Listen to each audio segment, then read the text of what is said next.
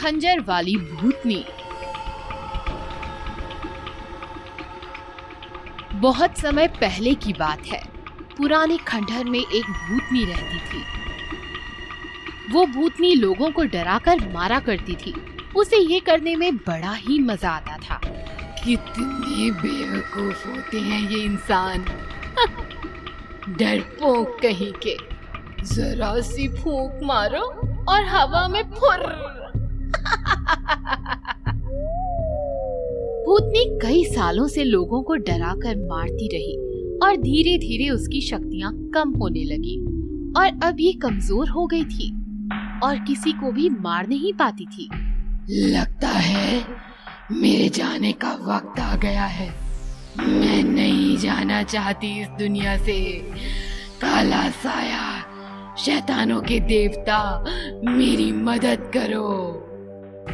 भूतनी के पुकारने पर शैतानों का देवता काला साया उसके सामने आ जाता है। तो चाहे तो दुनिया की सबसे शक्तिशाली भूतनी बन सकती है। कैसे काला साया, बताओ मुझे। काला साया एक खंजर भूतनी को देता है और उसकी गर्दन पर वार करता है। ये क्या किया तुमने साया? इस खंजर पर तुम्हारा खून लग गया है। अब तुम जिस भी इंसान को इस खंजर से मारकर उसका खून पियोगी, तुम्हारी शक्तियाँ और बढ़ जाएंगी।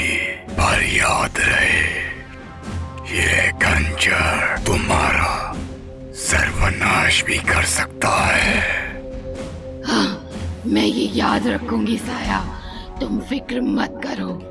मैं इस दुनिया की सबसे शक्तिशाली भूतनी बन जाऊंगी। उसी रात अनिल नाम का एक लड़का अपने ऑफिस से घर को लौट रहा था। तभी उसे सड़क पर एक बूढ़ी औरत बैठी हुई दिखती है जो ठंड से कराह रही होती है। अरे माई, तुम यहाँ इतनी रात में क्यों बैठी हो? अरे बेटा, अब क्या बताऊं। मेरे बेटे और बहू ने मुझे यहाँ छोड़ दिया। उन्होंने कहा कि वो मुझे लेने आएंगे, पर अभी तक नहीं आए। अनिल को उस बूढ़ी औरत पर तरस आ जाता है। माई, आप मेरे घर चलो। कल मैं आपको आपके बेटे के पास छोड़ दूंगा।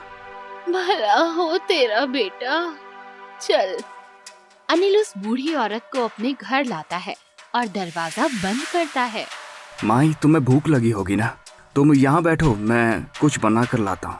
बूढ़ी औरत जो झुककर खड़ी थी एकदम से सीधी खड़ी हो जाती है और एक बड़ी ही भयानक आवाज में कहती है, भूख? भूख तो लगी है बेटा, पर मैं खाना नहीं खाऊंगी। मैं पीऊंगी तेरा खून। वो औरत एक खून पीने वाली चुड़ैल बन जाती है। उसके हाथ में एक खंजर होता है। वो उस खंजर से अनिल की गर्दन पर वार करती है और उसका सारा खून पी जाती है। अब मैं बन जाऊंगी और भी शक्तिशाली। वो भूतनी अपने अगले शिकार को ढूंढने के लिए निकल जाती है। कुछ देर बाद घर में अनिल का भाई विजय उसकी लाश देखता है और रोने लगता है। ये जिसने भी किया है, मैं उससे जरूर बदला लूंगा भैया।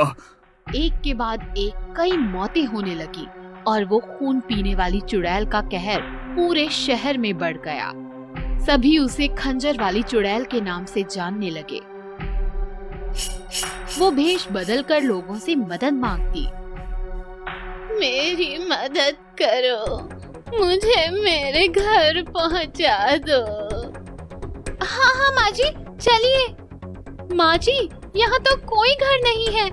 यहाँ तो आगे जंगल है घना। जंगल है तभी तो तेरा खून मजे से पी पाऊंगी। भूतनी अपने भयानक रूप में आ जाती है और उस औरत के गले पर वार करके उसका सारा खून पी जाती है और अपनी शक्तियों को और बढ़ाती है। शहर में अब कोई किसी की मदद करने से पहले 10 बार सोचता था। किसे पता कब खंजर वाली रूप बदलकर वार कर दे। विजय को यकीन हो जाता है कि उसके भाई का खून भी खंजर वाली ने ही किया है। वो एक बाबा के पास जाता है और इस समस्या का हल पूछता है। बाबा अपनी तांत्रिक विद्या से भूतनी के बारे में पता लगाते हैं। उसके जाने का वक्त आ चुका था, इसलिए इंसानों का खून पीकर अपनी शक्तियां बढ़ा रही है ताकि उसे इस दुनिया से जाना ना पड़े। बाबा, इसका कोई तो इलाज होगा। इलाज है, मैं अपनी तंत्र विद्या से उस भूतनी को यहाँ बुला सकता हूँ, पर तुम्हें उस खंजर से उस भूतनी पर वार करना होगा, क्योंकि तुम्हारे भाई का खून उसने पिया है। बाबा अपनी तांत्रिक विद्या से उस भूतनी को बुलाते हैं। क्यों रे बाबा, तू कब से इतना ज्ञानी हो गया जो मुझ जैसी शक्तिशाली भूतनी को बुलाने की हिम्मत कर ली? जानता नहीं कि मैं कौन हूँ? देख, तेरी मदद करने के लिए ही मैंने तुझे यहाँ बुलाया है। मदद? कैसी मदद? मुझे इस लड़के का मृत शरीर चाहिए जिसमें खून की एक बूंद भी ना हो। मैं तंत्र विद्या के लिए इसके शरीर का इस्तेमाल करना चाहता हूँ, इसलिए तुझे यहाँ बुलाया ताकि तू इसका सारा खून पी जाए। बहुत अच्छा काम किया बाबा तूने। आज मुझे कोई मेहनत नहीं करनी पड़ेगी। विजय आंखें बंद कर जमीन पर पड़ा होता है। भूतनी उसके पास आकर उसका खून पीने के लिए जैसे ही खंजर उठाती है, बाबा मंत्र पढ़कर राख उसके चेहरे पर फेंकता है। बाबा, ये क्या किया तूने? बच्चे, ये क्या किया तूने? विजय भूतनी से खंजर छीनकर उसके गले पर वार करता है और भूतनी के शरीर से जितने भी लोगों का खून पिया था सब बहने लगता है और वो भस्म हो जाती है। इसी तरह विजय बाबा के साथ मिलकर अपने भाई की मौत का बदला ले लेता है।